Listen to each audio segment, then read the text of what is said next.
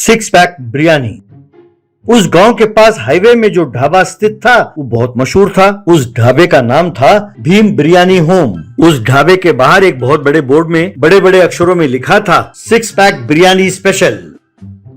उस ढाबे का मालिक का नाम था संतोष। एक बार एक आदमी आया और बिरयानी का पार्सल ले जाते हुए, ये क्या? मैंने बाहर बोर्ड देखा और सोचा कि एक बिरयानी का पैसा लेकर तुम 6 पैकेट बिरयानी बनाकर दोगे, लेकिन आप तो एक ही बिरयानी पैकेट दे रहे हो। तब संतोष, अरे 6 पैक बिरयानी में नहीं, इसे परोसने वालों में है, उन वेटरों को देखो, ऐसा कहा। तब उसने देखा कि वहाँ पर 3 वेटर थे, राजेश, रूपेश और भूपेश। उन तीनों का 6 पैक बॉडी था। तब उन्हें देखकर ग्राहक 6 पैक कहकर आप इन्हें दिखा रहे हैं। यूं कहकर वहाँ से चला गया। नौजवान और कॉलेज के स्टूडेंट्स ढाबे में सिर्फ उन तीनों को देखने के लिए आते थे और सोचते थे कि वो कब इनकी तरह बॉडी बनाएं। जब ये तीनों परोसते थे तो खुशी खुशी खाकर ग्राहक वहाँ से चले जाते।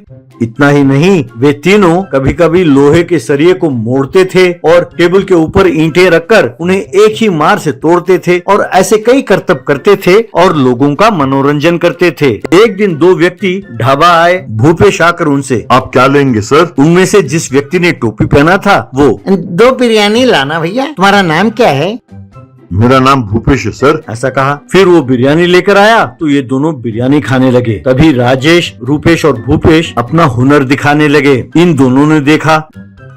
बाद में टोपी पहने हुए व्यक्ति ने इन तीनों से, भाई तुम तीनों कमाल के हो। अगर तुम तीनों एक दिन मेरे पास आकर ये करतब दिखाओगे तो मैं तुम तीनों को 1-1 लाख रुपए दूंगा। तब राजेश, क्या कह रहे हैं सर? क्या आप सचमुच हम तीनों को ये करतब दिखाने के लिए 1-1 लाख रुपए देंगे? तब उस व्यक्ति ने तुरंत अपने जेब से 30,000 रुपए निकाले और उन तीनों को देते हुए, ये तो सिर्फ एडवांस है, काम पूरा होने के बाद। तब राजेश, काम पूरा होने के बाद? क्या काम सर? हमें तो सिर्फ करतब दिखाना है ना सर। तब वो व्यक्ति, वो बिल्कुल कर्तव्य तो है, प्रोग्राम है। एक्चुअली हमें एक चैनल के लिए शूट करना है। जैसे ये प्रोग्राम खत्म हो जाएगा हम बाकी पैसे तुम्हें मिल जाएंगे। तब राजेश और खुश होकर, अच्छा शूटिंग? अरे वाह सर, ये तो बहुत बढ़िया बात है। कहकर वो पैसे लेते हुए, तो बताइए सर, शूटिंग कब है?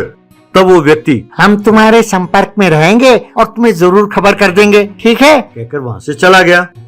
एक दिन रात को राजेश, रूपेश और भूपेश कार में बैठकर उन दोनों के साथ जाने लगे। राजेश, सर हमारे ये करतब देखने के लिए कितने लोग आएंगे सर? तब वो टोपी वाला व्यक्ति, अरे बहुत लोग देखेंगे, कई हजारों लोग। इस तरह बहुत बड़े जेल के पास आकर वो गाड़ी रुकी। सभी गाड़ी से उतरे। भूपेश, ये क्या सर, यहाँ इतना अंधेरा क्यों है? नाइट इफेक्ट का शूटिंग है क्या? टोपी पहना व्यक्ति, हाँ, इससे ज्यादा रोशनी नहीं होगी, इसे एटमॉस्फेयर कहते हैं। बहुत कम रोशनी होगी, आजकल यही रिवाज है। जैसे जैसे तुम्हारे कर्तव्य बढ़ते जाएंगे रोशनी धीरे धीरे बढ़ती जाएगी। अब तुम्हारे प्रदर्शन के लिए तुम्हारे सामने वो मंच है, वो जो जेल का सेट बनाया है इसी के लिए बना है। अंदर हर कदम कदम पर CCTV कैमरा रखे हैं जो तुम्हारी हरकतों को रिकॉर्ड करेंगे। तुम तीनों को एक बहुत बड़े डंडे को पकड़कर उस दीवार को फाड़ना होगा। दीवार फाड़कर तुम्हें 112 नंबर के कमरे में जाना होगा। उस कमरे में सलाखों के पीछे चक्रधर चौहान नाम का देशभक्त कैद है। वो बहुत बढ़िया एक्टर है। तुम तीनों को जाकर उन्हें बचाना होगा और चुपचाप उन्हें बाहर ले आना होगा। ये हमारा पहला एपिसोड है, इसमें तुम तीनों हीरो हो। भाई तुम्हें अपना ताकत का प्रयोग करना होगा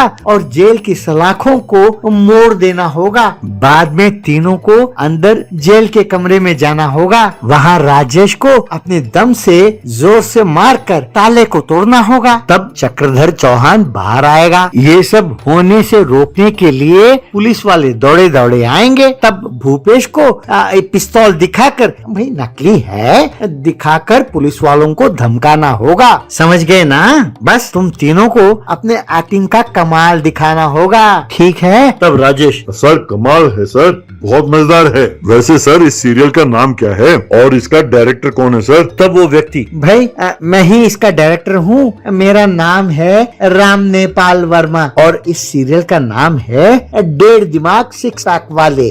तो तुम तैयार हो? Okay, start, camera, action. ऐसा कहा। तब तीनों ने बहुत बड़ा डंडा लिया और जेल के दीवार को फांदा। अंदर गए, सलाखों को मोड़कर जेल का ताला तोड़ा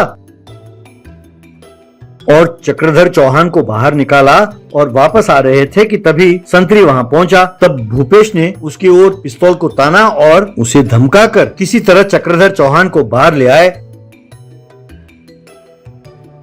अगले दिन सवेरे तीनों हमेशा की तरह ग्राहकों को बिरयानी देने के बाद अपना कर्तव्य दिखा रहे थे कि तभी पुलिस जीप आकर वहां रुकी। जीप से इंस्पेक्टर और पुलिस वाले उतरे और सीधा ढाबा के अंदर आए। इन तीनों से इंस्पेक्टर, बंद करो ये सब। तुम तीनों ने मिलकर कल रात को इंटरनेशनल स्मगलर चक्रधर चौहान को जेल से छुड़ाया और अब यहाँ आकर बिरयानी सर्व कर रहे हो। क्यों? तुम तीनों उस इंटरनेशनल गैंग के मेंबर हो ना, और यहाँ हुलिया बदल कर बिरयानी सर्व कर रहे हो। तब वो तीनों एक दूसरे को देखकर हंसने लगे और यानी अभी तक एपिसोड जारी है। क्यों सर, क्या ये क्लाइमैक्स सीन है? तब इंस्पेक्टर ने लाठी से उन्हें बहुत मारा और अरे कमीनो, ये तुम्हें टीवी सीरियल नजर आ रहा है। ऐसा कहा। तब रूपेश, सचमुच के पुलिस की तरह हमें क्यों मार रहे हैं सर? तब रूपेश, पहले हमें वो सीसीटीवी कैमरा के फुटेज तो दिखाइए, देखते हैं हमने एक्टिंग कैसे की है। इंस्पेक्टर ने फिर से उन्हें मारा और अपने मोबाइल फोन का रिकॉर्डिंग उन्हें दिखाया। इंस्पेक्टर, लगता है किसी कमीने ने तुम्हें ये विश्वास दिलाया कि ये टीवी सीरियल का शूटिंग है और तुम तीनों से ये हरकत कराया। कमबख्तो, अब चलो जेल, कहकर फिर से मारने लगे। तब वो तीनों, बाप रे सर, ये सब उस राम नेपाल वर्मा ने किया है। उसी ने हमें हीरो का एक्टिंग करने के लिए कहा था सर, और हमें अपने साथ ले गया। हम कुछ नहीं जानते हैं सर, हम बिल्कुल सच कह रहे हैं सर। तब उन्हें मारते हुए पुलिस उन्हें ले गई। तभी ढाबा में बैठे लोग, इसीलिए कहते हैं बदन के लिए वर्जिश करने से कुछ नहीं होगा, दिमाग का भी वर्जिश करना चाहिए।